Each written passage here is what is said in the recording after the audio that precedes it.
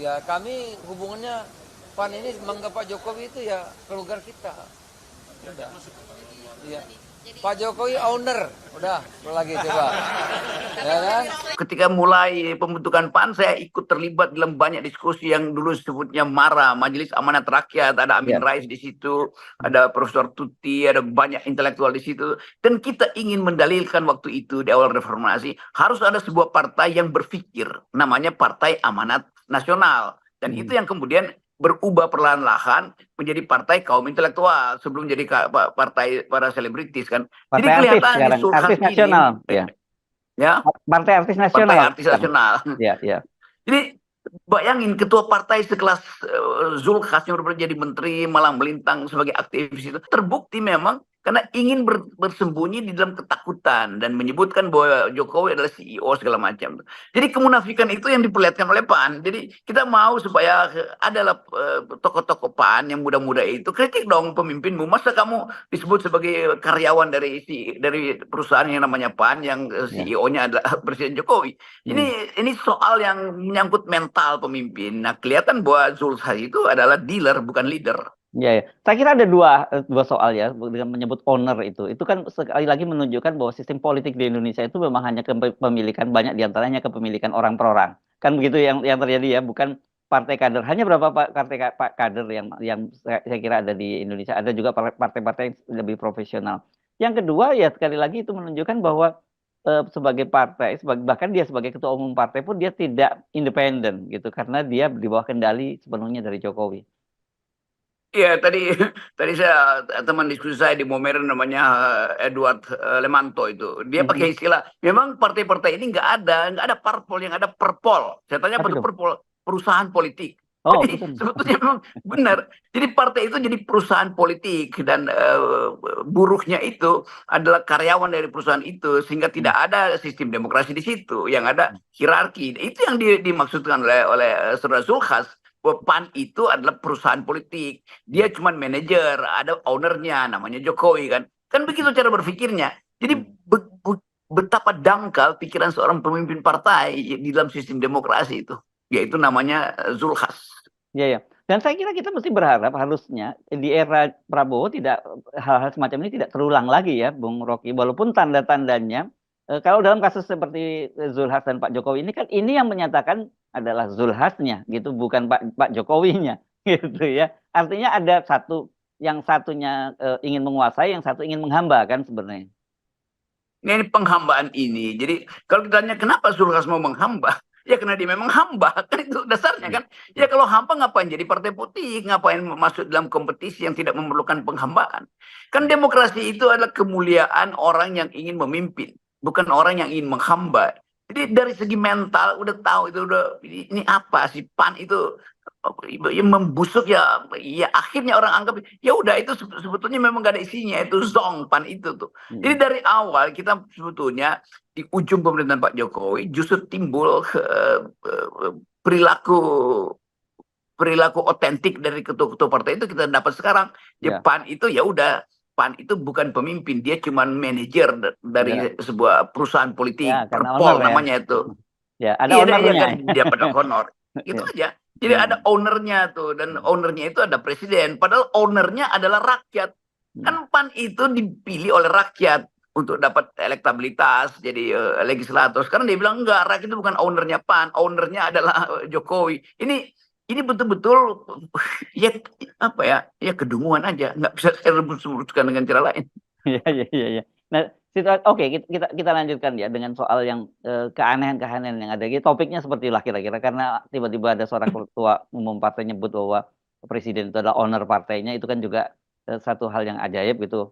Kemudian ini juga ada perkembangan terbaru di KPU juga, dan saya kira sebenarnya kalau ngomongin KPU sebenarnya kita nggak perlu terkejut lagi. Ini yang sedang ramai sekali adalah soal berkaitan dengan pilkada, Bung Rocky, karena sekarang ini ketua KPU itu menyatakan bahwa mereka ini kan banyak sekali calon legislatif yang sudah terpilih dan kemudian mereka juga akan maju pilkada. Kata dia tidak akan kehilangan haknya dilantik menjadi anggota DPR kalau nanti dia kalah dalam pilkada selama dia belum dilantik gitu. Nantinya nyusul. Jadi kan bayangkan Bung Rocky, ini kan mereka akan dilantik pada bulan Oktober, sementara nanti pilkadanya itu baru November. Ya, jadi artinya mereka nunggu dulu nggak dilantik dulu, baru nanti kalau kalah mereka balik ke sana, tapi kalau menang ya akan diganti antar waktu. Sama keterangan ketua KPU sama dan sebangun dengan kedunguan para politisi kan. Ya, ya, Di ya. rakyat memilih seseorang untuk jadi legislator, artinya dia dipilih untuk membuat undang-undang. Undang-undang itu harus dijalankan oleh si kepala pemerintahan nanti. Ya. Entah dia bupati, wali kota, atau gubernur. Sekarang orang yang sama mendua di situ. Dia dipilih sebagai legislator, tapi dia juga mendaftar untuk jadi eksekutif kan. Jadi bagaimana rakyat dianggap sebagai oke, rakyat tunggu saya aja, saya akan pilih saya mau jadi legislator atau saya jadi eksekutif. Jadi kacau di situ. Mestinya KPU punya semacam threshold berpikir, bahwa kalau Anda sudah dipilih oleh rakyat dan Anda inginkan jadi legislator, jangan Anda bermimpi jadi eksekutif juga. Karena Anda akan keluarin amplop berkali-kali lagi, di ujungnya Anda pilih itu. Jadi benar-benar kedunguan itu jadi masif di era di ujung era Pak Jokowi. Benar, itu sebagai institusi, siapa namanya tuh ketua KPU itu yang iya, Hasim itu yang seharusnya juga terpelajar, tapi dia pamerkan kedunguannya itu. Kan dia sebetulnya ditipu oleh ambisi dari ketua-ketua partai yang ingin menunda kesempatan dilantik sebagai wakil rakyat, karena dia tidak mau jadi wakil rakyat, dia mau langsung jadi pemimpin eksekutif tuh. Jadi bayangkan misalnya KPU dalam kelas yang sama dengan Sulhas, yang menganggap bahwa ya kalau begitu KPU tunggu aja perintah Jokowi. Kalau Jokowi bilang itu si anggota legislatif itu jangan dilantik dulu karena itu saya lebih perlu dia jadi kepala daerah di tempat yang sama itu. Bahkan KPU bilang oke, kami akan nggak lantik karena. Jadi KPU juga tidak dimiliki oleh demokrasi tapi dimiliki oleh presiden. Padahal KPU itu diselenggarakan untuk menapis kemungkinan jebakan presiden. Akhirnya dia jadi peralatan presiden juga. Jadi KPU ownernya juga ada presiden, bukan rakyat yang memilih. Ya, kayak istilah owner itu loh ya. Itu Pak lagi. Ya, ini memang nggak masuk akal penjelasan dari ketua KPU. Dia menyatakan selama dia belum dilantik itu jadi dia bisa kembali lagi kalau dia kalah nanti, dan artinya dan kemudian tidak ada masalah untuk pelantikan susulan.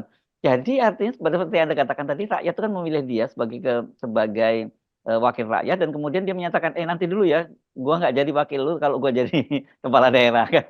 Dan kemudian yang menggantikan adalah figur berikutnya yang jelas dia tidak mendapat mandat dari rakyat seperti yang digantikan kan gitu.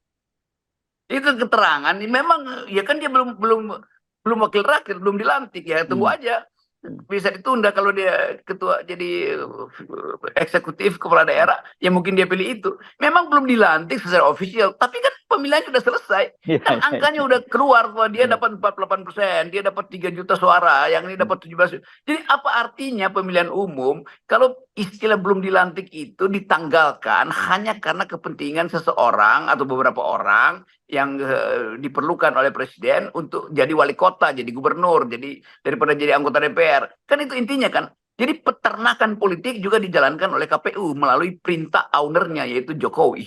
Ya, nah tetapi semua itu ya sebenarnya Bung Rocky tadi itu, termasuk pernyataan Zulhas, kemudian juga pernyataan ketua KPU ini, makin menunjukkan pada kita betul-betul pembusukan itu sudah terjadi di mana-mana. Yang logika akal sehat yang sebenarnya sangat sederhana aja mereka sebenarnya mereka paham, tapi kemudian mereka mencari justifikasi untuk membenarkan tindakan-tindakan mereka semua gitu.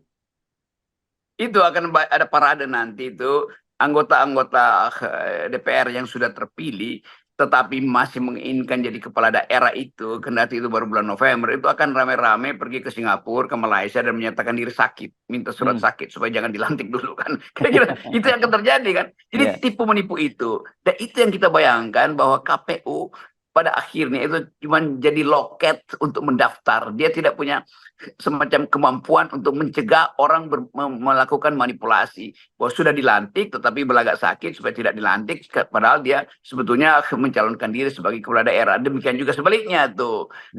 Tokoh-tokoh ini yang mungkin nggak semua punya motif yang sama, tapi kebanyakan mereka itu adalah agen-agennya Jokowi karena menunggu dua pos itu. Pos pertama adalah pos legislatif, dan kalau itu pos itu kurang mentereng maka dia pakai pos yang kedua eksekutif. Nanti yang legislatif dia kasih pada orang kedua yang juga akan ada buyback di situ kan. Lu tunggu aja nih, gua nggak mau dilantik, gua mau jadi kepala daerah, nih suara gua lu ambil di situ tuh, lu bayar sekian kan. Jadi manipulatif itu udah terjadi, korupsi itu ada di dalam pikiran dari para politisi. Ya,